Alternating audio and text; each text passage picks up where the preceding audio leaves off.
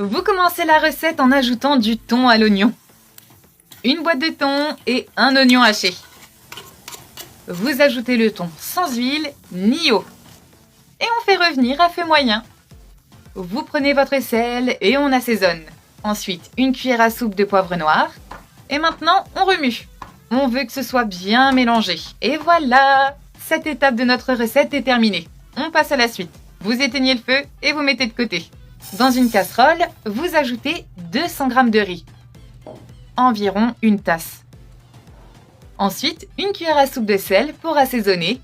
Et vous remplissez d'eau chaude jusqu'à ce que le riz soit bien couvert. On fait cuire le riz pendant environ 15 minutes. N'hésitez pas à couvrir pour accélérer la cuisson. Une fois que c'est fait, notre riz est prêt. Éteignez le feu et on passe à la suite. Vous pouvez voir que le riz est super moelleux. Donc, vous prenez un grand bol, type saladier, et on ajoute le riz dedans. Vous ajoutez aussi le thon et l'oignon sur le riz. Le thon est maintenant plus frais. Vous remuez et vous mélangez bien les ingrédients ensemble. Je trouve que l'odeur du thon braisé est vraiment parfaite. Ce riz va vous surprendre.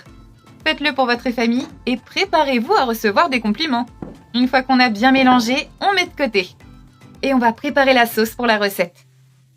Alors, vous ajoutez 3 œufs, 200 g de crème, du sel pour l'assaisonnement et on mélange bien le tout.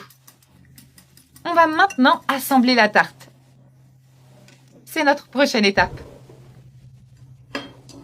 Dans un plat, vous ajoutez de l'huile d'olive que vous venez bien étaler avec un pinceau.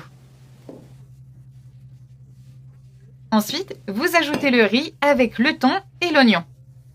Le riz est super assaisonné et vraiment parfait. Et on étale à nouveau. Quand c'est fait, vous ajoutez des tranches de tomates sur le riz.